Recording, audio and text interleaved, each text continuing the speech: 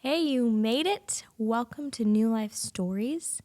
This is where we get to know our leaders and the history they have with the Lord and where they came from, their origins.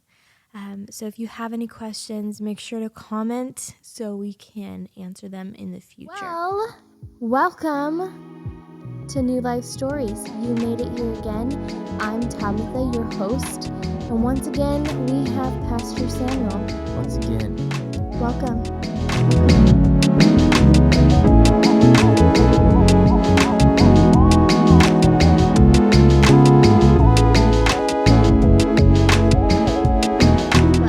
we're just going to get to know each other. And I know him really well. Disclaimer, he's my brother. I'm not married to him. We're not married. Just a disclaimer for any new people. It's gross. We It's gross are that you related by biology. Blood. Okay? That's what you mean to say. I mean, biology is correct, but I feel like that was just a little too specific. People say we're related by blood, not by biology. I've been listening to too many podcasts, people. Anywho, today I wanted to talk about, your experiences with God from since you have been saved your whole life. Not my whole life. 4 years. I think it was 3.5 years. It's snowing outside. Oh, magical. That's weird. I thought we were done. No, today's a snow day. We're just going to talk about your childhood all the way up. I mean, if we can get there, it's a long story, but if we can get to, your favorite moments. So, what is your earliest experience with God?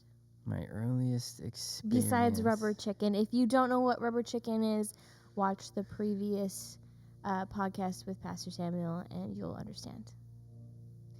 Your earliest experience besides rubber chicken. Besides being saved, is what your point is? Mm-hmm.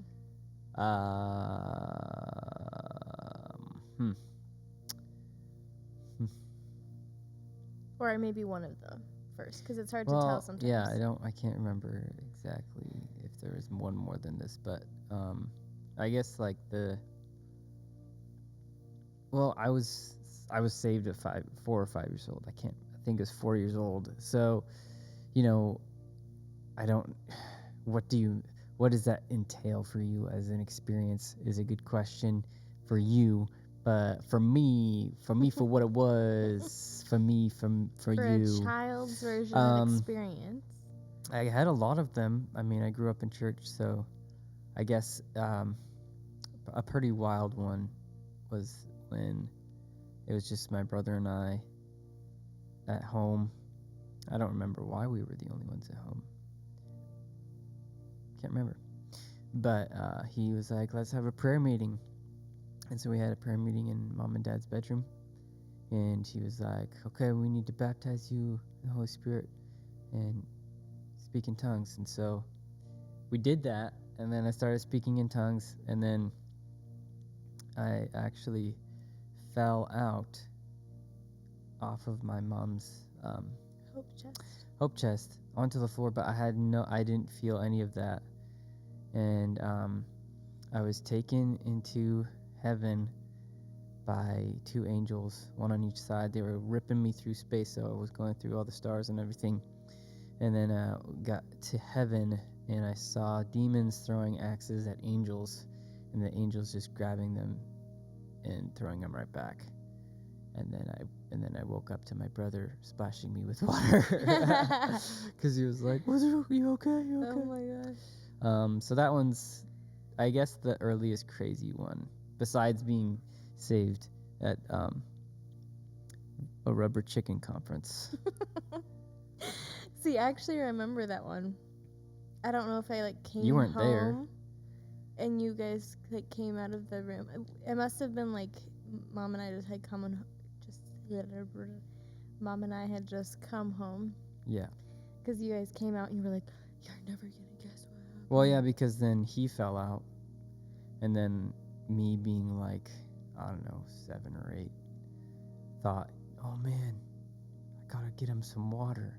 So he's like out having a vision Because from he did that to you? No, he splashed me. I think he splashed me with water. And then I was giving him water while he was on the floor. So he woke up choking. Okay. Because I was like, that's what the movies do. You need water. So. Oh, if you faint? Yeah. Like, okay, because you thought he was fainting. That makes a little sense. Yeah. That makes sense. That's funny. Wow. Yep. That's pretty crazy for 7 or 8. Yeah, I think that was the age, 7 or 8. Mm-hmm. Possibly 9. Great. But it wasn't 10 because 10 is the year that I moved to the United States of America. Correct. Any other ones in St. Catharines, Ontario? That's where we were at the time. Not that I can recall, unless you have one that you were going to spill the tea about earlier. Here's the tea, fam. Oh, gosh. I regret being on this podcast. Okay, here's the one I was thinking of when you were with, not Reed, Markham, your other friend he had like a sister and the chicken legs brother. Isaac Burns, and you were yeah.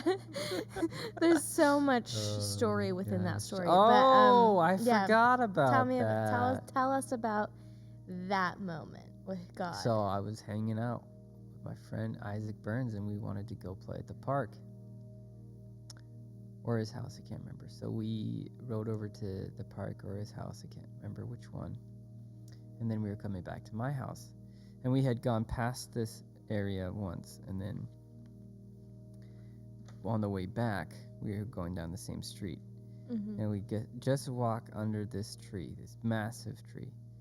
And then all of a sudden, right after we pass under it, we hear and we look at each other like just like in the movies. You just look at each other like just like that, and then we look behind us, and this massive tree literally just fell, like everything. Whole massive tree fell into the street, and we had just passed under it. So we were like, dude, we literally could have died. Yeah. So. Didn't somebody like come talk to you or something? No. Oh. No. Yeah, but I remember he told us the story when he got home, and he was like, it was like angels were holding up the tree. Very excited about it. Yeah. Yeah. So if you guys have moments, just realize there's probably something protecting you. Yeah. Any other moments in your childhood? Sorry, any other moments? Any other moments? No, like later on, like maybe when you're a teenager or. I was a teenager. You're in giving school. so much spectrum. There's so many Yeah, I'm just trying to years. prompt your little. What about at school? Did you have any moments at school? I was homeschooled. You realize this? We lived together. We literally talked about how you went to public school. No, I didn't have any God moments in public school. It was torture chamber is what it was. Oh, like, let's so just cram funny. a bunch of awkward little people in the same space and see what happens. Yeah. Expect good things to happen. Okay, moving on from school. This might be a little bit hard for you to put into words, but what was your first impression of God? My first impression of God? Mm-hmm.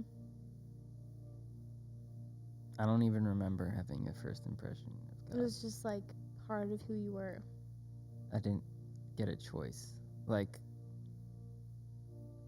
I didn't even question if he was real or not. Yeah. Probably until, like, way later in life. And somebody else had questioned it, and I was like, I never asked that question. So my first impression of God is that he's real and he's awesome, and that everyone knows him, obviously.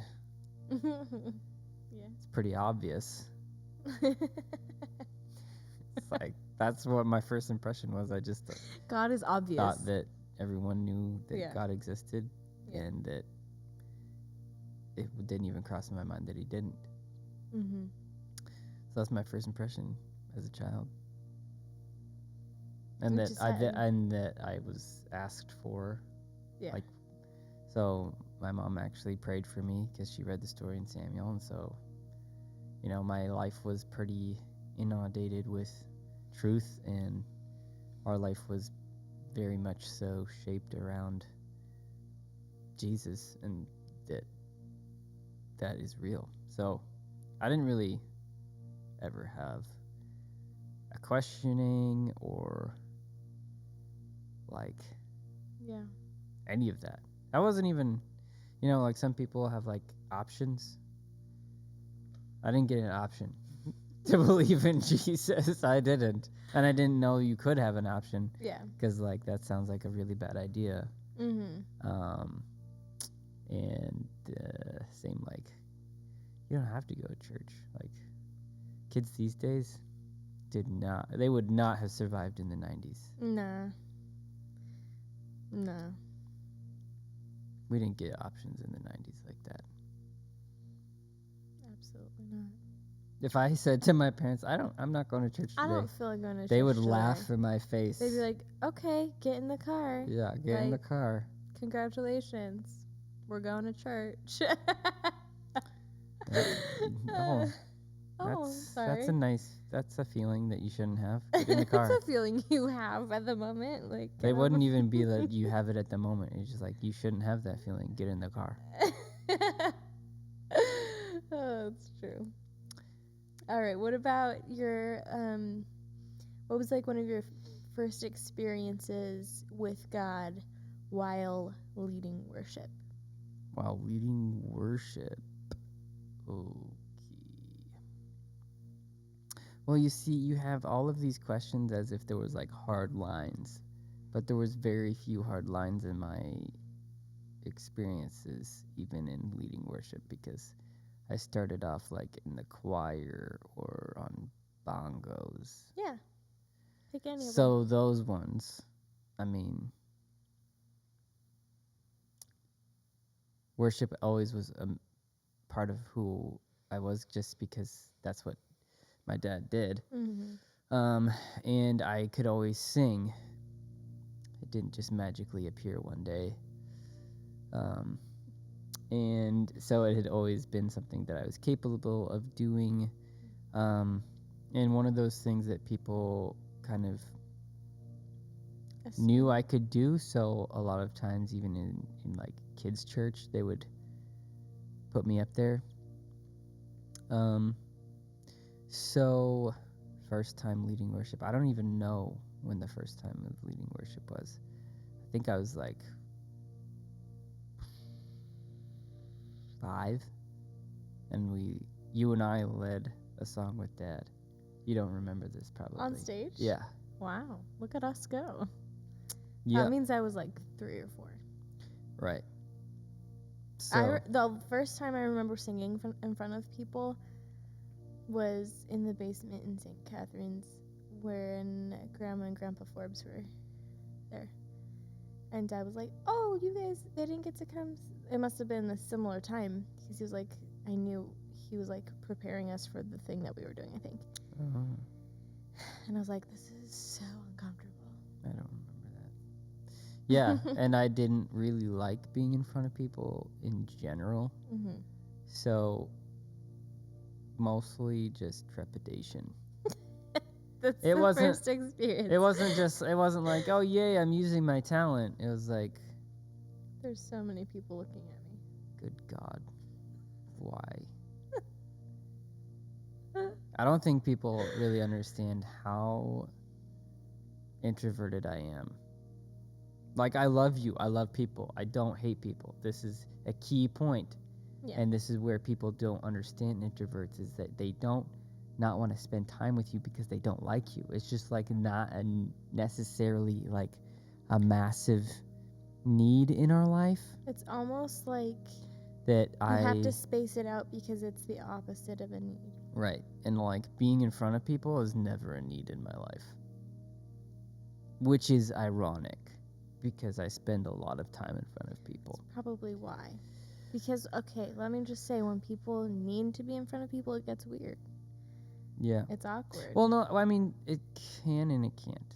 Like, there's people who just love to perform. That's true. And I just never been one of those people who, like, want to Well, there's a perform in difference front of people. between loving to perform and needing to be in front of people. Right. I guess that is a good distinction because Yeah. people, like, I have friends who I did school with, ministry school with, who are, like, super into drama and stuff, and I don't get those people. I'm not those people. People have said, oh, you should be an actor, you should have your own YouTube channel, and all this stuff. I'm like, Just because I can do accents doesn't just because mean I am funny and I'm hilarious and brilliant and just really good looking and all of these amazing things. Yes, that's dry humor, everybody. It's a joke. I'm not that full of myself. Sarcasm. Doesn't mean that I need to do those things. Anyway, different breed of people. They love to perform. I don't need to be in front of people. I don't actually like that's not my first nature. I had to like get over that pretty. Yeah. It was a long journey of getting over that. So yeah, that was my first experience. I guess it was a song. I don't even remember which song it was. I mean, I was the one that Dad wrote? 5. No, it wasn't. I don't think. I don't know. Maybe Dad remembers. A couple of more specific questions. I mean, I kind of expected more from worship. You said what was the first experience? I told you the first experience. Okay, what are some of your favorite experiences? Just, you don't have to use leading, just in worship, generally. With favorite God. experiences with God. Well, hopefully, if I was doing worship, it was with God. I mean, yeah. The only other But you option can is also experience not awkward great. people during worship. Yeah, but that's almost every time. Every time you do worship, there's awkward people there. Sorry, because guys. it's just a fact. It is a fact. Sometimes that person is me. Yeah. Favorite experiences. Well, I really loved worshiping in Africa both times that I went because it's just a different experience. It's pretty intense. African people know how to party. One of my favorite of all time was at Azusa Now, and it was this big event. Lou Engle sold his house and rented out the stadium in LA, big stadium in LA that Billy Graham preached at. Yeah. And he was doing a whole deal for revival, like Azusa. Look it up; it's a cool thing. Yeah. And so we partnered with Lou Engle and like IHOP and all those, like a bunch of different things were happening at the same time. Who in our partnered with them? BSSM, Bethel Church. Okay. And it's so Bethel all Church, Lou all Engle, of IHOP. yeah. Yeah. All of the school, all the 3,000 students, that was our mission trip for that year. Usually you can sign up and go to different countries, different trips, like all over the world. Mm-hmm. But Bill, a chance meeting in the airport, and Lou Engle and Bill Johnson talked that about what he this. said? Yeah, Lou Engle, you know, He's you guys awesome. know. Look him up, and he does a chance meeting in the airport with Bill Johnson, and he's just so intense. It's awesome. It's pretty great. But they, Bill's like, we're gonna get behind you. So everyone went there, and on the day, there's a bunch of different worship teams going on, and they were all good. And it's awesome. But it's really interesting to see the different things that happen with different worship leaders. And so Yeah. then when Bethel's team switched on and Jeremy Riddle, I think, was the opener, and they just started worshiping, and it was such a big shift. It was crazy. You could feel it in the whole stadium. There was such a huge shift that happened, and I don't remember the song that it was, but he just, like, all of a sudden we were worshiping and everybody could feel the intensity going, and then Jeremy was just like, he didn't say this, but it was just like almost a moment of like, let's go. And he like took his guitar off, he just started going, like, spinning around, dancing, and everyone just went nuts. It was the most It was the craziest thing I think I've ever experienced in worship because of that dynamic. Like, different people have different callings and anointings, Mm-hmm. and like atmosphere and the spiritual realm is so tangible when you pay attention in worship. And you can learn so much about spiritual things and spiritual realities Yeah. when you are in worship and when you have different experiences in worship. So that is super cool to me. So that's one of them. I don't know. I've been leading worship since I was 14 years old. It was the first time I led like a song. And then I've been doing that ever since in a more progressively, like it's on me, like building a set, doing like team dynamics. Yeah. So in high school, I did worship like 5 nights a week. There's some kind of 5 days a week, some kind. And then mom and dad had to tell me to pull back. Yeah. So I have a lot of hours and a lot of experience in worship. So to say what are some of your favorites, it's really hard. All of them. All of them. Well, I won't do that. I was gonna say what was your least, but I don't think we need to. Well, I can tell you my least. What was your least? Because you Okay, said you so have I so started many. leading worship, and then a youth Sunday was coming up, Oh gosh. and I didn't go to this youth group. Oh, was this at Arise? No, it was at Southside. Oh. And they asked me to lead worship in the overflow room. They didn't call it the overflow room, but really it was the room where everybody went who didn't like to worship, Oh. and they sat at the cafe tables, and they Okay. just went to go to church because they wanted could to say check they it went off. to church. That's so awkward. Yeah. So then I didn't really go to this youth group, even though it was our church. But and they asked me to lead worship. I was like, sure. And then they hand me a stack of songs that I have no idea how to play or sing. That day? It was like the same week. Ew. And I was like, okay, great. So I played an entire set of songs I had never really even heard. And And you it never was- played again? It was so painful and so tragic Oh no. that And no one knew them because they I was were like, from the youth group. yeah, and then the crowd didn't know him. Yeah, Ah, that's so painful. it was really painful. So I just never did that again. That is probably the worst experience ever. And I have traveled many places, and that was the worst. Like across cultures, Yeah. that was the worst. That's so bad. Yeah. Ah, The that's a awkward lot. level was so high.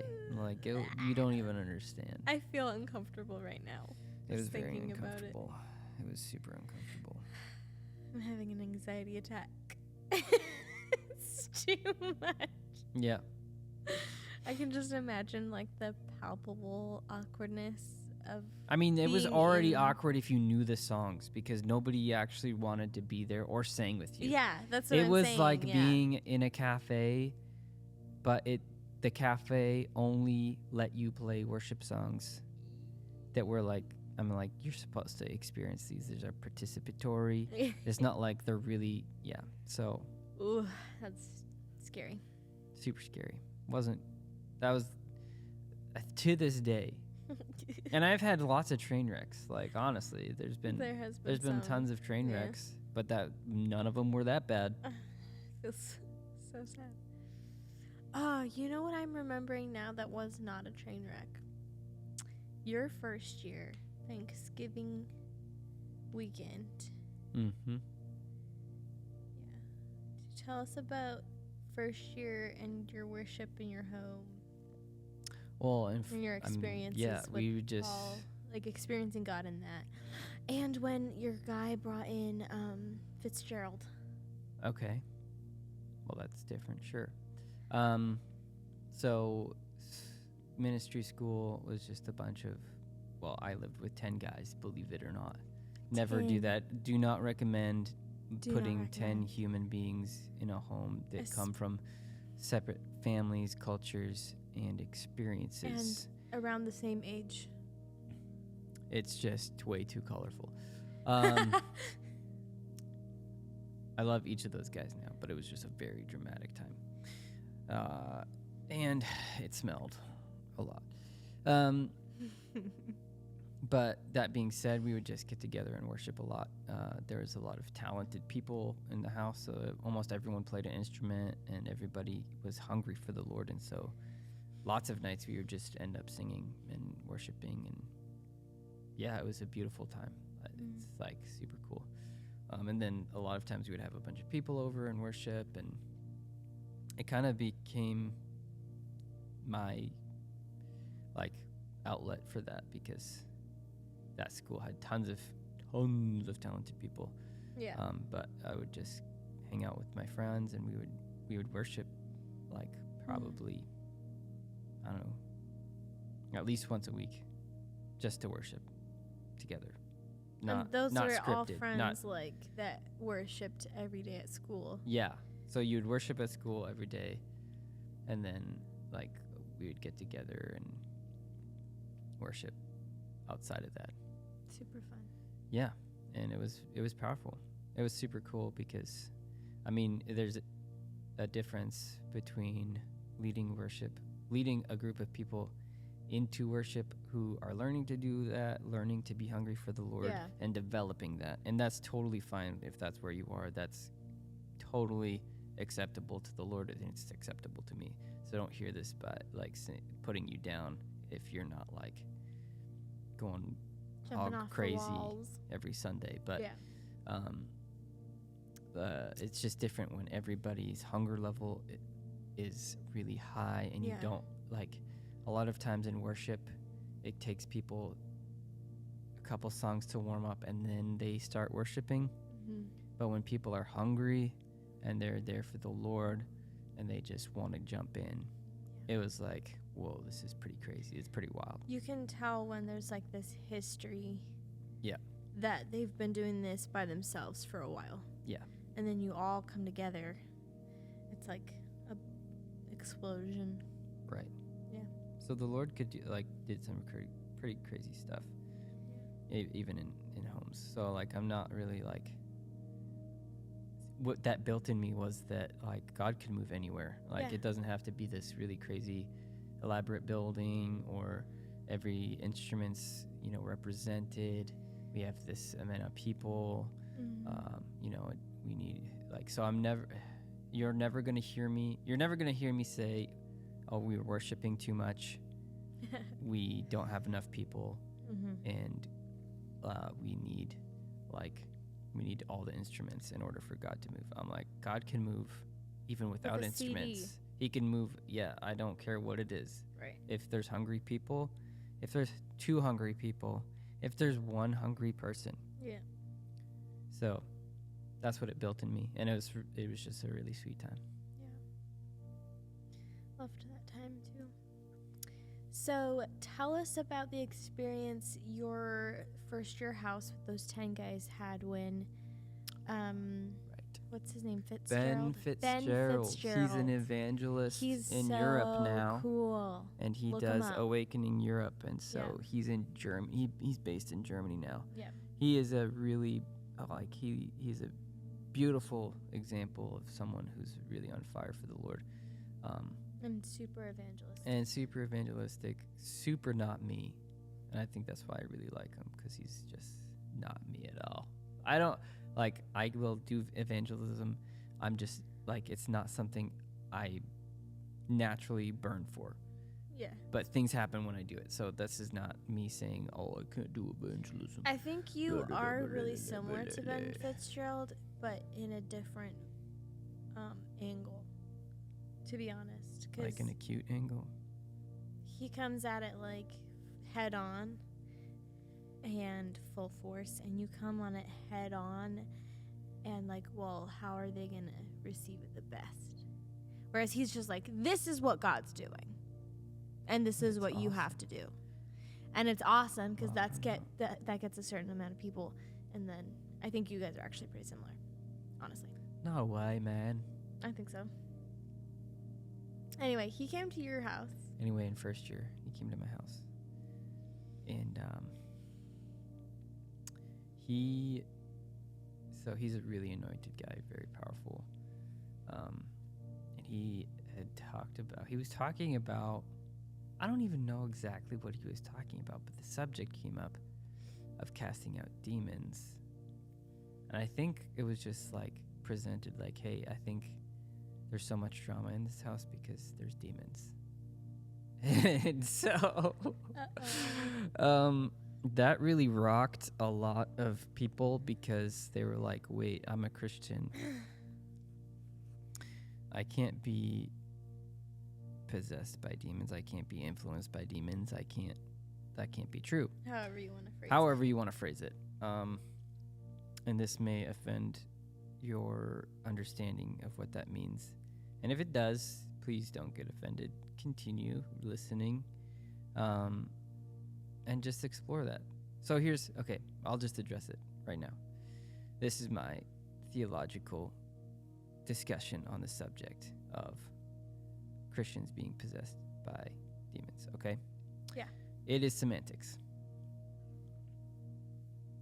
Because people are like, okay, Christians can't be possessed by demons, but they can be oppressed. And I'm like, okay, what level of oppression equals possession, and what level of possession only is?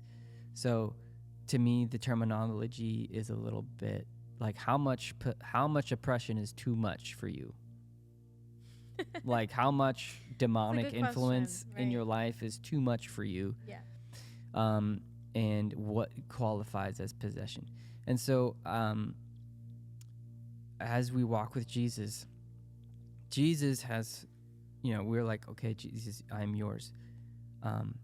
But there are parts to us that he hasn't gotten to. We haven't let him open. Mm-hmm. And so any part of us that we have not actually addressed with the Lord is accessible, or even has been from beforehand influenced by the enemy. And so when we partner with a lie, when we partner with hatred, when we partner with even plain old bitterness, or when we partner with fear, those Right. things are not heavenly things. Yeah. And so with that, we are partnering with whom? Not Jesus. Not Jesus. And so that is giving way for the enemy's influence, for demonic influence. And fear is demonic. Hatred is demonic, right? Like, there's no like, oh, that's a gray area. It's just neutral. It's just a Switzerland. It's terrible. Now, as far as there is nuance to this conversation, because people who may unknowingly be doing this, or not maliciously doing it, like, you may not even know that you're doing it, and you are now being influenced by the enemy. It's not like you're practicing evil. Like, you're not like a witch or a warlock. Yeah. Like, you're not fully partnering with the enemy and knowing it. Like, that to me is like, okay, you're full on hosting demons on purpose. So there is, like, to me, it's not this black and white thing. Okay. And from this experience, I've gotten to that conclusion. Yeah, because I would say before that was something, there was always going to be a fear about that. Like, where we grew up and where we were from, like, demons weren't really addressed. That wasn't something we talked about, and that wasn't like... Yeah. Yeah. Well, because the understanding was, if you're a Christian, you can't be possessed, or you can't be oppressed, or all that. And I agree. Like, the enemy doesn't have authority over you unless you give it to him. Yeah.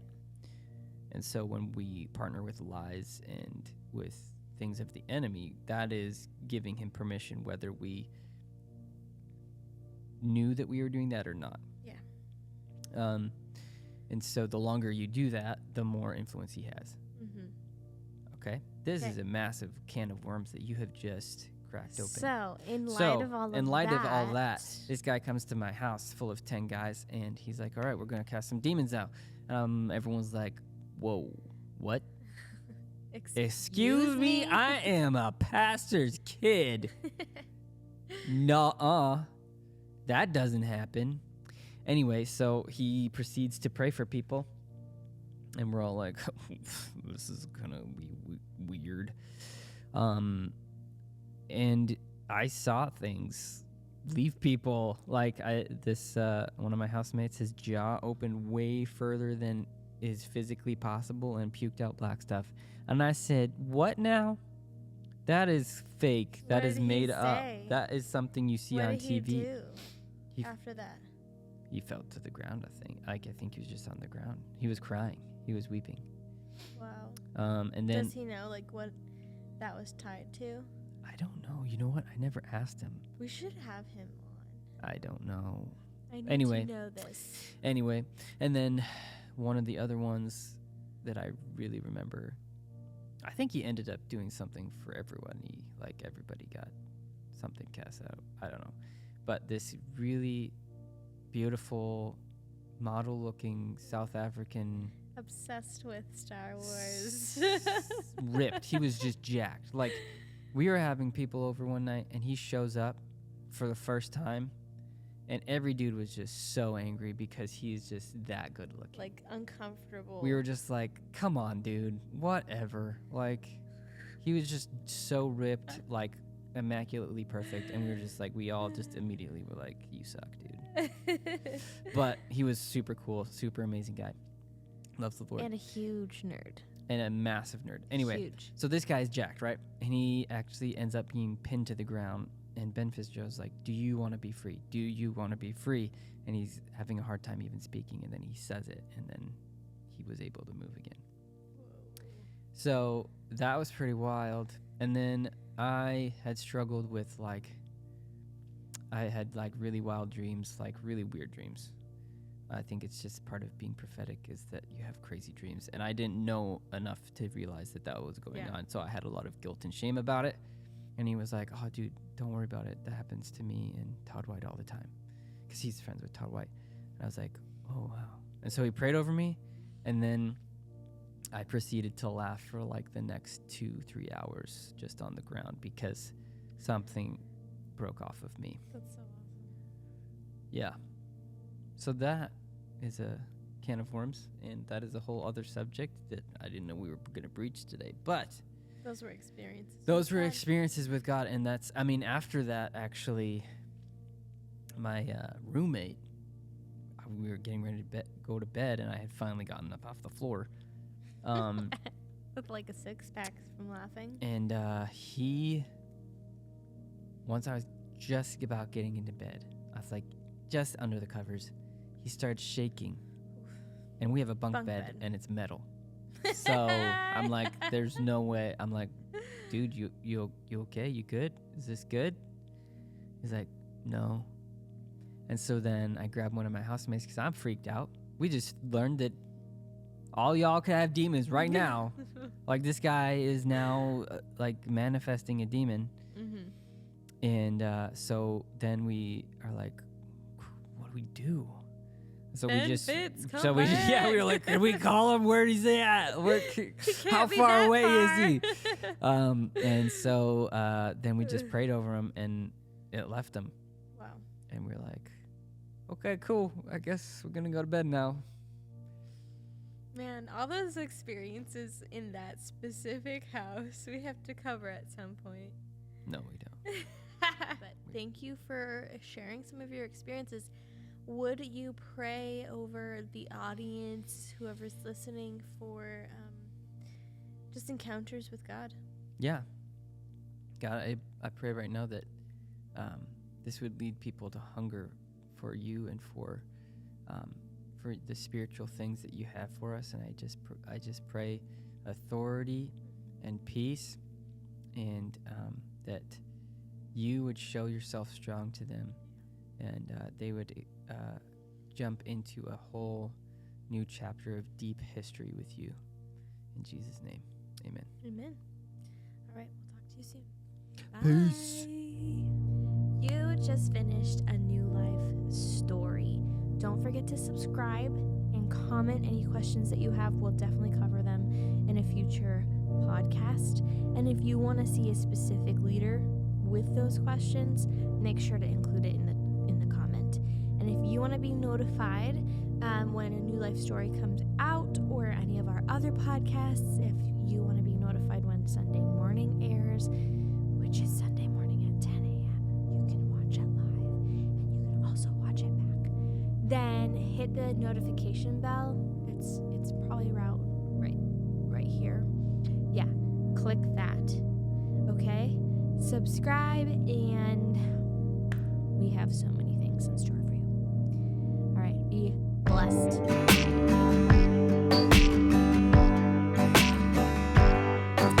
Okay, I just want to know your least favorite moments of worship. This has turned into a worship thing. I don't know how, but okay. Because I shared one, and then I'll do real fast. Change it again.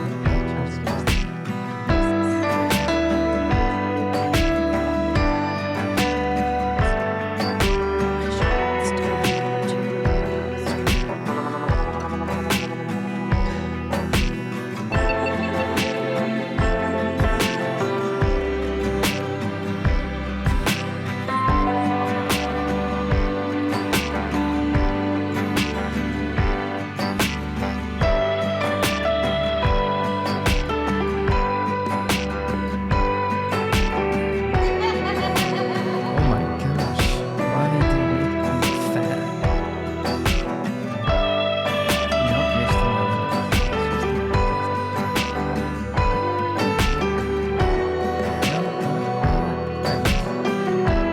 There we go. There we go. We don't need that.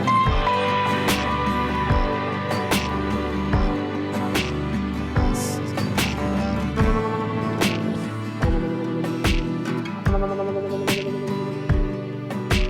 I know, that's why I said you didn't need to do sideways.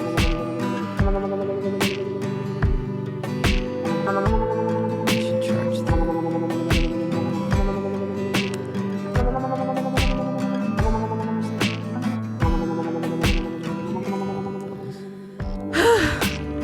I've just ran a marathon. That's not true.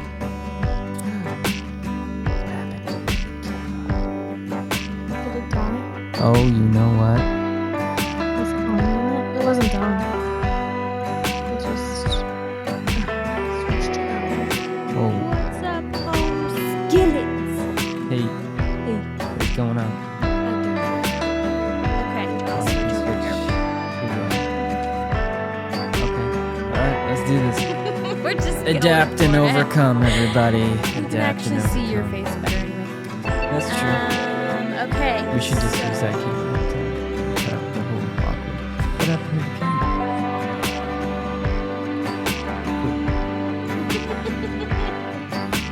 Welcome to this angle family. Okay. I'm not gonna say that ever again. Stop That's so with the cringy. fan, Ew, please. you know who that reminds me of? No, don't even say I'm it. not I don't even even gonna care. Okay.